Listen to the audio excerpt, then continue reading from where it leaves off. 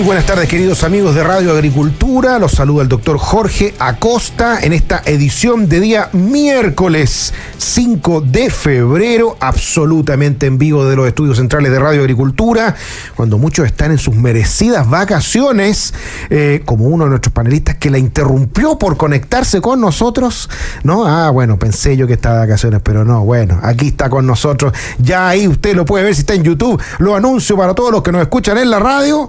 El gran Juan Leonardo Lagos está con nosotros, investigador de la Fundación para el Progreso. Gracias por estar acá.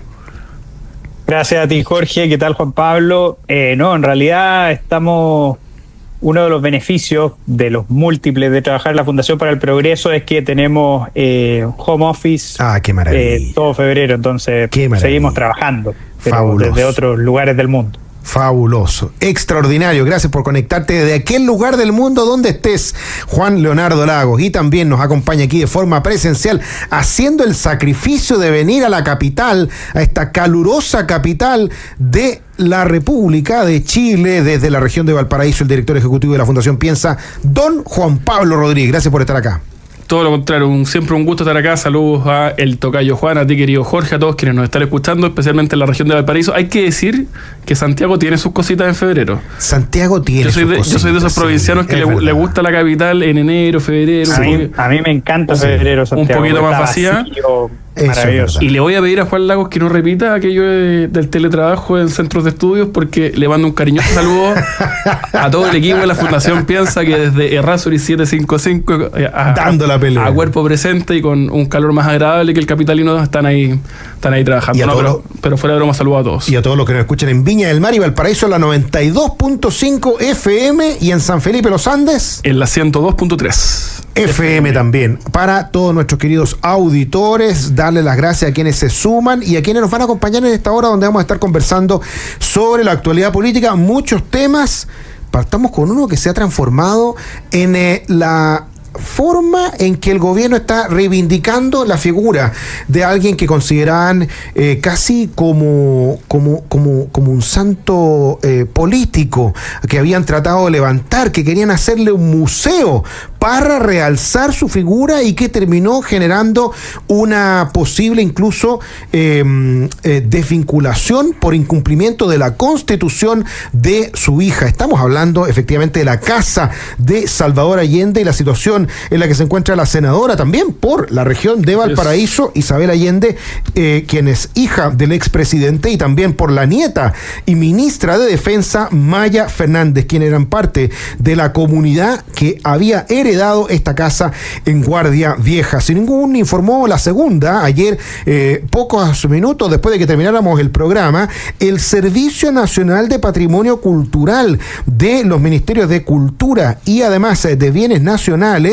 habían enviado un mensaje advirtiendo que se debía tener presente que hay dos personas de la comunidad que tienen calidad de autoridad para efectos jurídicos. Este correo, fechado antes de concretarse la compra, es considerado una de las primeras alertas dentro del proceso que advertía un posible conflicto de interés, aunque sin especificar los artículos legales aplicables. No se citaba el artículo 60 y creo que el 32 bis de la Constitución, o 34 bis por ahí, que decían explícitamente que cesaría en su cargo aquel parlamentario que pudiera establecer un contrato con el Estado, y también impedía la posibilidad de hacerlo por parte de los secretarios de Estado, de los ministros de Estado. Lamentablemente, cada antecedente que conocemos con cada polémica, como lo que ha pasado siempre con este gobierno, hace que se haga más imposible la situación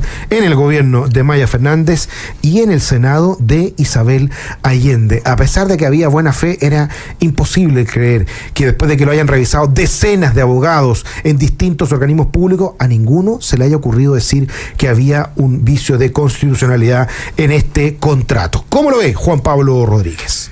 Los últimos antecedentes que hemos conocido en la compra de la casa de Salvador Allende dan cuenta, creo yo, de manera cada vez menos defendible, que el gobierno sabía respecto de la incompatibilidad para la compra de esta casa. El gobierno tenía los antecedentes sobre la mesa y aún así decidió ir hacia adelante, aún así decidió tomar la decisión de adquirir este bien, infringiendo la Constitución por una parte, infringiendo nuestro ordenamiento jurídico por otra, lo que habla no solamente de el mal uso de los recursos públicos, lo que habla no solamente de esta idolatría que existe respecto de Salvador Allende, sino que habla, creo yo, también de una verdadera casta, ¿no?, que existe en nuestra política, particularmente la vinculada a la familia Allende, y creo yo hoy día, con los antecedentes que tenemos sobre la mesa, que son públicos, que son notorios y respecto de los cuales el gobierno no se ha hecho cargo, no cabe sino concluir que la senadora Isabel Allende tiene que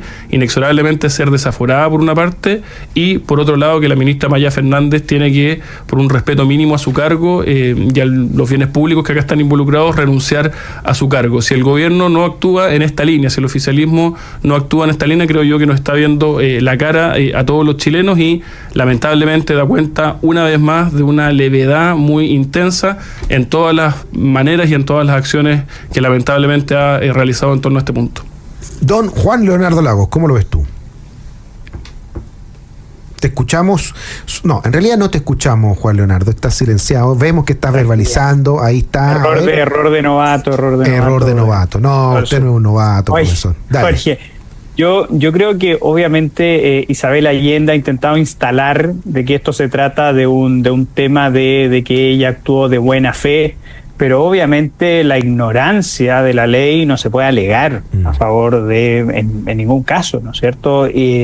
Y sin duda resulta ser un problema bastante importante, donde cada día se van sabiendo más antecedentes de que al gobierno se le advirtió sobre este problema, lo cual era absolutamente lógico, atendiendo a la cantidad de abogados que pasaron por por las manos de los abogados por las cuales pasó este punto.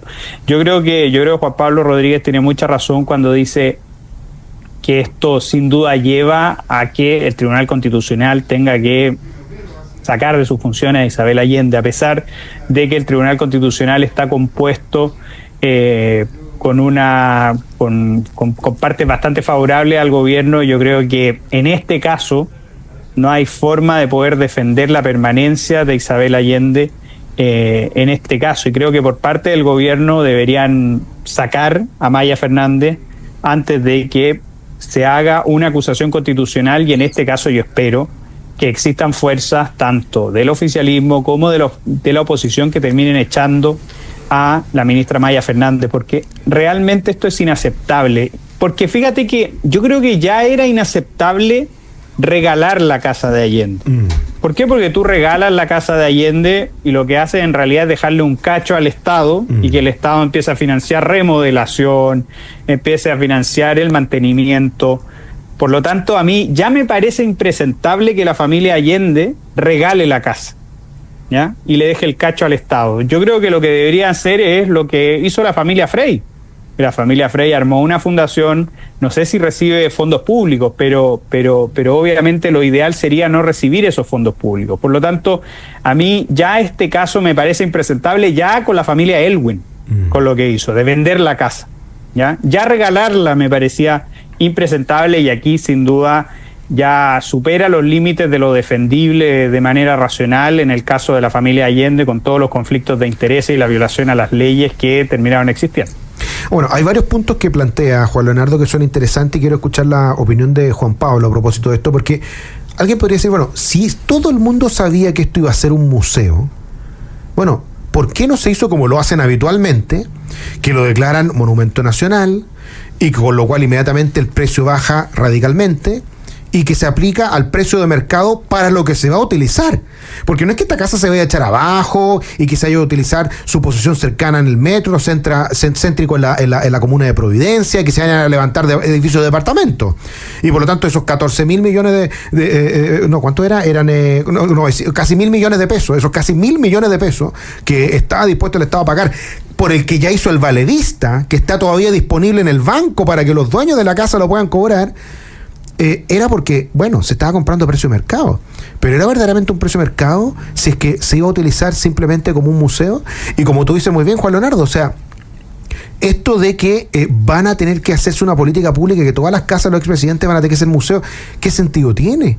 ¿Cuántos nos han dicho que en realidad no hay plata, que tenemos mal justificado, digamos, la deuda pública y estamos malgastando plata en este tipo de cosas? Que evidentemente van a significar tener más funcionarios, tener que vaya creciendo la ya abultada cartera de cultura y de patrimonio. Por lo tanto, hay varias cosas que quedan dando en el aire. ¿Cómo lo ve Juan Pablo Rodríguez? Yo creo que hay un primer punto que acá yo veo una oportunidad que intuyo va a ser desaprovechada por el Tribunal Constitucional. Me gustaría hacer ese punto, lo tocaba bien Juan. La izquierda chilena ha sido históricamente, Jorge, Juan, muy crítica, ¿no?, de nuestro Tribunal Constitucional, órgano que busca mantener la supremacía de nuestra Constitución, hacer control de constitucionalidad de nuestras leyes, de los actos de la administración del Estado, en fin. Y la izquierda en general solía decir, mira, sabe que esto es una tercera cámara, ¿no? Más que ser un órgano jurisdiccional con composición política, lo que acá tenemos es una tercera cámara que se dedica a legislar y que falla o resuelve políticamente porque su composición es política. A mí me gustaría escuchar qué opinan, ¿no?, esos abogados constitucionalistas muy prestigiosos de izquierda que históricamente han sido muy críticos del Tribunal Constitucional respecto a este caso, en donde es público y notorio, diría un abogado, no requiere prueba, los hechos están ahí sobre la mesa y es muy evidente cuál es la decisión jurídicamente correcta.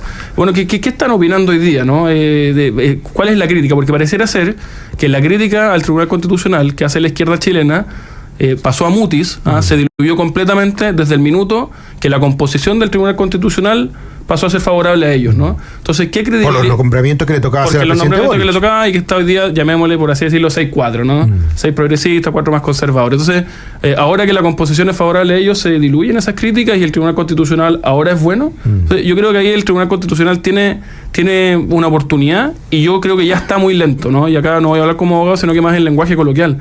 Estamos frente a un hecho muy noticioso, muy relevante, que involucra a una senadora de la República, una ministra de Estado, el gobierno de Chile, la casa de un ex presidente de la República, y la justicia tiene que ser oportuna también. Y lo que yo veo es lentitud en esto, es que vaya lenta la cosa, que vaya ahí al 2, el 3. Y a mí me parece sospechoso que pase febrero. Entonces yo creo que el Tribunal Constitucional está desaprovechando una oportunidad y la izquierda, creo yo, está siendo hipócrita respecto de su postura, Jorge, en lo que ha sido el Tribunal Constitucional chileno. Está el tema del Tribunal Constitucional, que ojo que el oficialismo fue, por ejemplo, ahora al Tribunal Constitucional a propósito de la ley antiterrorista, tratando de que algunos, digamos, partes de esa ley fueran declaradas inconstitucional, y eso lo rechazó el Tribunal Constitucional. Así es. Que era lo que se esperaba. Actuó, digamos, cumpliendo su deber, porque no habían razones, no habían argumentos del derecho para hacer algo distinto. Pero iremos a ver una pirueta constitucional, argumentativa, para tratar de zafar, digamos, lo natural y evidente, como decía Juan Pablo Rodríguez, para tratar de justificar el salvar a Isabel Allende. Esa es una pregunta que está en el aire. Y lo segundo, que también es súper relevante con respecto a este tema. Bueno, ¿qué va a pasar con Maya Fernández? Vamos a ver una oposición que se le olvide que es importante seguir exigiendo su salida. El presidente se va a hacer de nuevo el de las chacras y la va a mantener ahí todo lo que pueda. O sea, ojo que este tema también depende de la presión política que exista para que se puedan sacar a la ministra Fernández cuando evidentemente infringió la Constitución. Porque ¿cuántas veces se dio como argumento que las acusaciones constitucionales que se hacían no tenían sustento jurídico? Bueno, y si esto, que es abiertamente infringir la Constitución, no es un sustento jurídico suficiente, entonces ¿qué? ¿Significa que nos vamos a quedar con la idea de que solamente son reflejo de los equilibrios políticos que hay en el Senado y en la Cámara? Juan Leonardo Lagos, ¿cómo lo ves tú? Mira, fíjate que en relación con lo que dice Juan Pablo, ya hay explicaciones de constitucionalistas de izquierda que de verdad conmueve la lealtad que tienen con su sector político, incluso están dispuestos a sacrificar la seriedad. Están dispuestos a sacrificar la seriedad, que es una cosa realmente conmovedora en cuanto a la lealtad que tienen con sus partidos políticos, pero de verdad resulta ser absolutamente impresentable con la honestidad intelectual. Yo creo que hay casos ya en las redes sociales y en la prensa de tipos que intentan pasar por serios, pero al final terminan siendo unos operadores políticos, como, no sé, Javier Couso, el caso más palmario. Yo creo que en ese sentido habría que apostar por la honestidad intelectual de algunos ministros del Tribunal Constitucional que obviamente en buena parte de sus fallos terminan inclinándose por la izquierda, pero yo creo que esto ya va más allá de la derecha y de la izquierda, sino que va por un asunto de honradez, va por un asunto de respeto del derecho, y creo yo que una violación a las normas o ignorar esta violación tan flagrante de las normas sería un gran problema para los mismos ministros del Tribunal Constitucional. Yo creo que hay algunos que obviamente van a votar y van a estar alineados con Isabel Allende, pero a pie juntillas. Creo yo que son las mismas nominadas por el presidente Boric. Va a ser Nancy Yáñez, va a ser Daniela Marci, va a ser Catalina Lagos, que además es del Partido Socialista, pero yo apuesto a que los otros ministros del Tribunal Constitucional, estoy pensando en Mera, por ejemplo, en Gómez también, terminen fallando conforme a derecho en un caso que realmente es escandaloso. Y si se termina salvando Isabel Allende, creo yo que ese fallo va a ser objeto de estudio por lo vergonzoso que va a terminar siendo. Juan Pablo Rodríguez, brevemente antes de irnos a la pausa. Hay 2 ministros de Estado que no aguantan un minuto más en el gobierno. Una es la ministra Maya Fernández por una abierta infracción a la Constitución Política de la República, y es una vergüenza que ella siga en su cargo. Y 2, el ministro Carlos Montes, que no le bastó tener bajo su sombra el caso Fundaciones. No le bastó tener una paupérrima labor en la reconstrucción de los incendios en la región de Valparaíso, con una ejecución de menos del 1% del presupuesto y menos del 1% de las viviendas que hoy día se necesitan. Y además ese ministro Montes hoy día, lejos de estar con los vecinos, se encuentra de vacaciones. Así como el presidente Boric anda plantando arbolitos en Uruguay en torno a esta fecha que nos afecta en la región de Valparaíso, el ministro Montes decide tomarse vacaciones a un año de este trágico incendio. Esos 2 ministros de Estado no aguantan un minuto más en la moneda. Estamos conversando con Juan Pablo Rodríguez, con Juan Leonardo Lagos, y nosotros vamos a ir a nuestra primera pausa en esta edición de día miércoles 5 de febrero aquí en Nuevas Voces de Radio Agricultura. ¿Qué es ahí? Ya estamos de regreso en Nuevas Voces, conversando con Juan Pablo Rodríguez y con Juan Leonardo Lagos de esta actualidad del verano, que siempre ha sido intenso, no solamente en el calor, que ha estado bien intenso el calor aquí en la región metropolitana, y dicen que puede haber 36 grados el sábado también en algunas comunas de la región metropolitana, pero también ha estado lleno de noticias. Noticias que los invitamos a conversar y a compartir con nosotros a través del chat de YouTube. Comenten qué es lo que opinan a propósito de esta polémica, ¿cierto?, por la compra de la casa, de la compra de la casa de Allende. ¿Qué es lo que opinan a propósito del tema que vamos a hablar ahora, que es la limitación del voto a extranjeros en Chile, que está levantando el gobierno? Y también cuéntenos desde qué lugar del mundo o de Chile nos están escuchando en este mes de verano. Quiero mandarle un gran saludo a todos los que ya le han puesto me gusta. Estamos a punto de llegar a los 100 likes en nuestra transmisión de YouTube, y mandarle saludos a Juan Zapata, a Carl Angas, a Mónica Cáceres, a Rodrigo Pérez, a Héctor Vasaletti, a Fernando Villarroel, a Magdalena Schulz, a José Luis González Bustos, a Karen Valderrama, a Mónica Cáceres, a Silvia Yancamil, a José Luis y a tantas otras personas que están conversando y compartiendo con nosotros desde distintos lugares del país y del mundo. Vi por ahí que hay gente que nos saludaba desde la región del Biobío, región de La Paz Charpentier, desde el Bello Concepción, nos dice aquí Karen. Había también un auditor desde Nuremberg que nos estaba escuchando, y así de tantos otros lugares de el mundo y de Chile, desde la región del Maule, nos dice Carolina Manríquez. Vamos a saludar también a quienes hacen posible nuestro programa.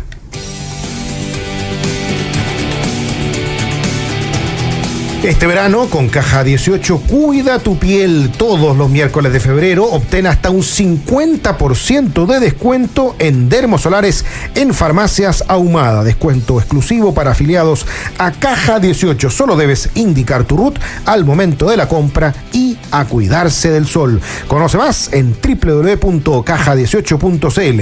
Caja 18, la mejor caja para Chile. Y en Capital te acompañan en tu presente y futuro para que puedas cumplir tus metas. Descubre todos los servicios que tienen para ti en cada etapa de tu vida. Capital, contigo en tu presente y futuro. Visítalos en fbcapital.cl. Estamos conversando con Juan Pablo Rodríguez y con Juan Leonardo Lagos y vamos a hablar sobre esta noticia que se dio a conocer hace algunos días porque el ministro Álvaro Elizalde, secretario general de la presidencia, hizo una pausa en sus vacaciones para tratar de salir a responder las críticas de parlamentarios opositores a propósito de la idea del gobierno de restringir el voto a los extranjeros residentes en Chile, permitiéndoles sufragar únicamente en elecciones locales, es decir, municipales y comunales. Esto a ¿cuánto? Pocos meses de la elección presidencial y parlamentaria.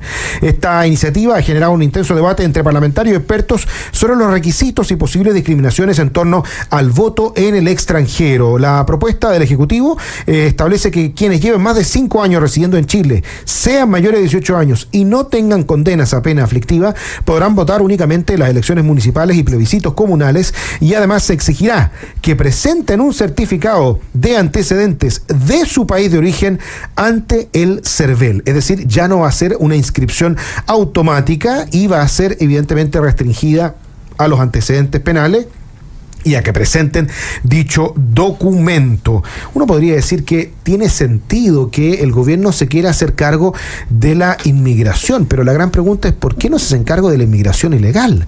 ¿Por qué no se hacen cargo de las fronteras? ¿Por qué lo que quieren hacer ahora es limitar el voto de las personas que están legalmente en Chile justo poco antes de los resultados de las elecciones? ¿Será por ejemplo porque en aquellas comunas donde hay mayor cantidad de migrantes tuvieron malos resultados electorales, como lo que vimos en Santiago, como lo que vimos en Independencia? ¿Será porque se han dado cuenta que el 5% del padrón son extranjeros y pueden hacer cambiar decisivamente una elección parlamentaria, por ejemplo, la que vamos a tener ahora en noviembre?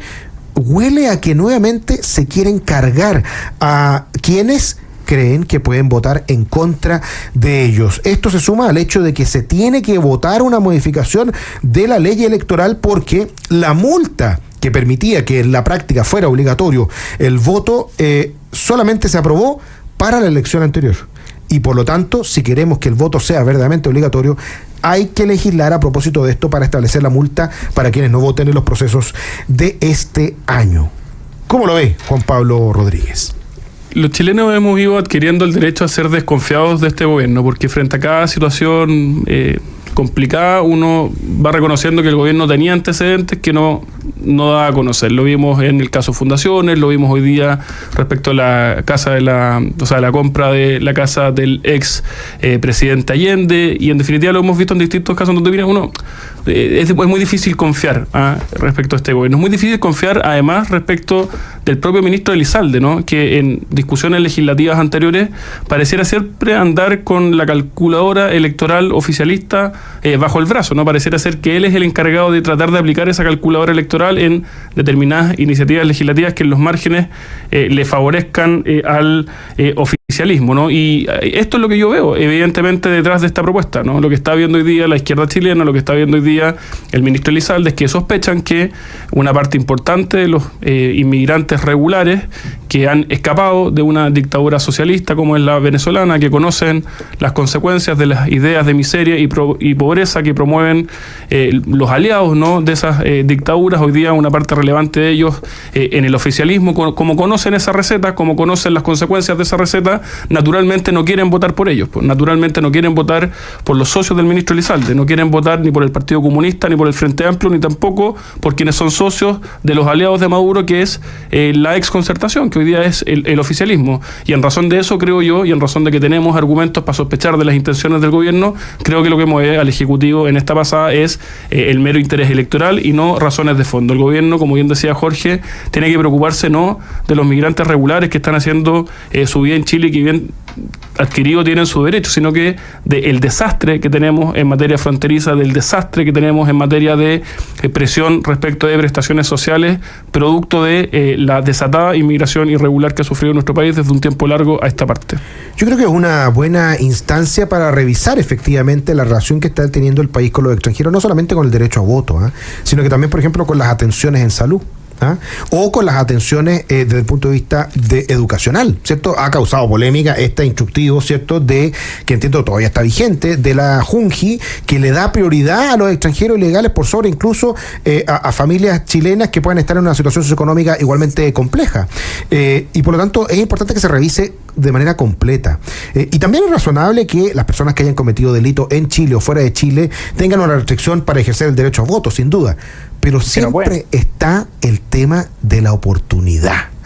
¿Por qué el gobierno lo quiere hacer ahora? ¿Por qué ahora quiere restringir a que no puedan votar, por ejemplo, en las elecciones que se vienen este año, que son las presidenciales y que son las parlamentarias, y quiere que solamente voten en elecciones locales? ¿Cómo lo ve Juan Leonardo Lagos? Esto, fíjate que es muy cómodo para el gobierno y demuestra esta pequeñez que tiene el ministro Elizalde, sin duda alguna. ¿Por qué? Porque al final el problema migratorio va mucho más allá del voto, y aquí en realidad lo que busca el gobierno es evitar un efecto colateral no deseado de esta migración descontrolada, ¿no es cierto? Y por lo tanto, sin importar los otros efectos, ellos van a estar tranquilos en la medida en que estas personas tengan restringido su derecho a voto. Entonces, en ese sentido resulta ser muy fácil. ¿Por qué? Porque no soluciona el problema de fondo, que es esta migración descontrolada que nosotros tenemos, y por otro lado, soluciona el gran problema que a ellos les genera, ¿no es cierto?, que resulta ser el voto de los extranjeros. Sin perjuicio de eso, yo creo que se pueden hacer algunas reformas. Yo creo que el mismo hecho de que el avecindamiento, ¿no es cierto?, que son estos 5 años, se cuenten desde que se entrega la residencia temporal, yo creo que podría modificarse para que se entregue la residencia definitiva. Pero yo creo que esta idea del gobierno de empezar a hacer distinciones de que unos pueden votar aquí y otros pueden votar allá, siendo que todos estamos residiendo en el mismo territorio, me parece abrirle la puerta a la arbitrariedad y también no solucionar el gran problema que es la migración ilegal. Ahora, también uno nota las contradicciones al interior del gobierno, porque la posición que tenían pro migrante, ¿se acuerdan o no?, antes cuando eran candidatos, también contrasta con esto. ¿Y qué tan claro el oportunismo, no, Juan Pablo Rodríguez? ¿Cómo lo ves tú? La prudencia evidentemente aconseja que en un año electoral no pueden haber reformas electorales innovadoras, ¿no? Naturalmente, porque hay muchos intereses involucrados y consecuentemente la prudencia enseña que si uno va a introducir reformas electorales se hagan para elecciones subsiguientes y a futuro, ¿no? Eso es un primer punto. Y un segundo punto, acá estamos viviendo verdaderamente el mundo al revés. Hace pocas semanas, con una mano, el gobierno le decía a 180.000 inmigrantes irregulares que había una posibilidad real de regularizarlos, generando un muy nocivo efecto llamada para los futuros migrantes que querían venir a Chile, que se les estábamos diciendo, oiga, en Chile da lo mismo no entrar por la puerta, usted entre por la ventana, si total después lo vamos a regularizar. Ese mismo gobierno, semanas después, en vez de hacer énfasis en lo importante de controlar la inmigración irregular, le dice a los migrantes regulares, aquellos que han cumplido con las reglas, que se han regularizado en definitiva, oiga, a ustedes nosotros les vamos a restringir derechos que los tienen hoy día adquiridos para una elección que va a ser en pocos meses. Me parece imprudente, me parece evidentemente interesado y creo yo que en esto el gobierno vuelve a mostrar un doble estándar muy intenso. Ahora, esto es verdad, ese es un punto bien preocupante porque siempre uno se queda con la sensación de lo que quiere hacer este gobierno es meterle la mano a la urna antes de que se cuenten los votos, evidentemente. Modificando el padrón, modificando los incentivos, haciendo que, por ejemplo, acuérdate cuál era la propuesta anterior, que para los extranjeros fuera voluntario ir a votar. Esa era la propuesta, que no hubiera multa para los extranjeros. Y hoy día, cuando estamos a puertas de una necesidad que es resolver el tema de la multa para este año, bueno, ¿qué habría sido lo más sensato? Al menos mantener la multa del año pasado y no hacer cambios. Pero quieren hacer cambios, están obsesionados con hacer cambios, quizás porque saben que les puede ir muy mal en las elecciones, que pueden tener muy malos resultados, que pueden tener una merma parlamentaria significativa. Pero algo de seriedad. Yo estoy de acuerdo con Juan Pablo que aquí lo que hay que hacer es que cualquier modificación se hace hacia adelante, no en una elección que va a ser crucial para el futuro del país. ¿Cómo lo ves, Juan Leonardo Lagos?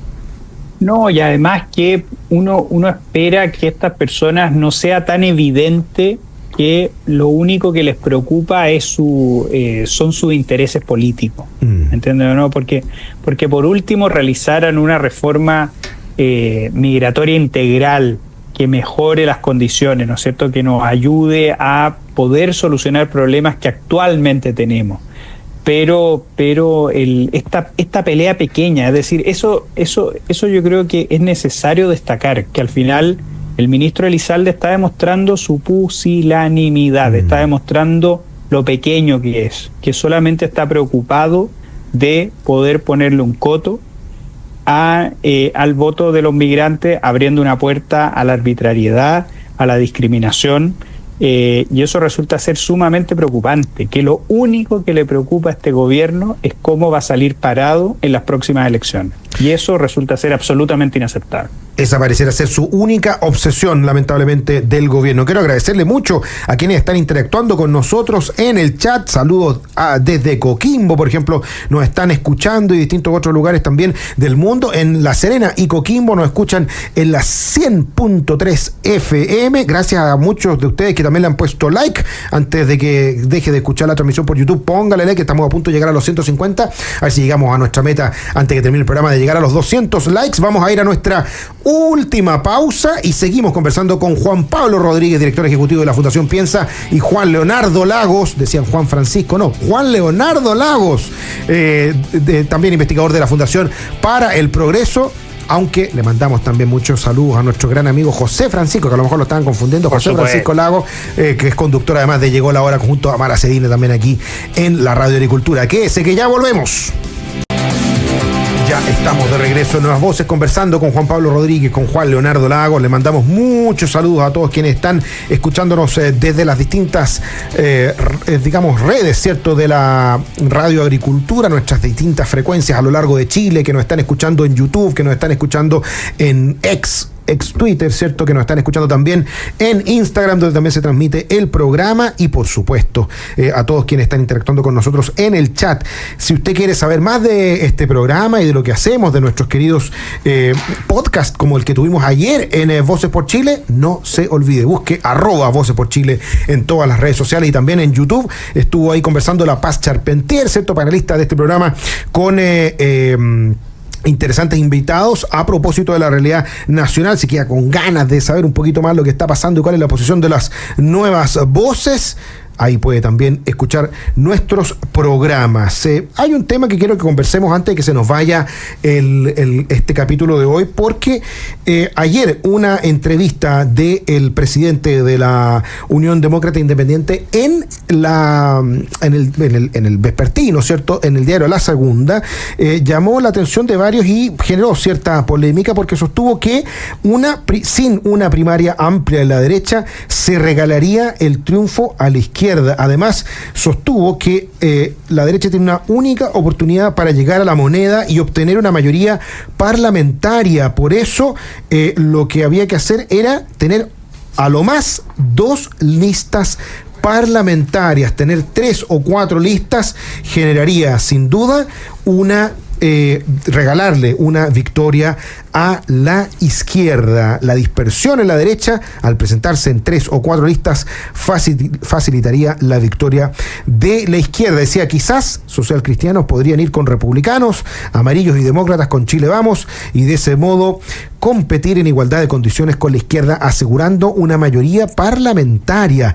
Hubo algunas respuestas que yo creo que son bien interesantes en Twitter, como las que hizo Martín Arrau, ex convencional constituyente de los republicanos, quien sostuvo en respuesta, etiquetando, ¿cierto?, la entrevista, que decía, toda la razón, es lógico, es lo más lógico, una lista de derecha y otra de centro derecha. El electorado debe tener claridad. La dispersión excesiva de votos y la atomización de los partidos solo complica la conducción política y genera inestabilidad. Y le respondía también Luis Larraín, presidente de Libertad y Desarrollo, ya lo hicieron, dice, al aliarse con el Partido Comunista, Frente Amplio y socialistas en la reforma de pensiones. ¿Cómo lo ve Juan Pablo Rodríguez? Déjame dar una vuelta no excesivamente larga, pero un poquito larga. Yo creo que Chile históricamente se hablaba, ¿no?, de la política de los 3/3, ¿no? Yo creo que es cada vez más nítido que hoy día nos acercamos a una política más bien de los 4/4, ¿no? Una izquierda muy extrema, una centroizquierda, una centro-derecha y una derecha. Yo creo que, y también promoviendo gobernabilidad y no una excesiva atomización y fragmentación, a mí me parece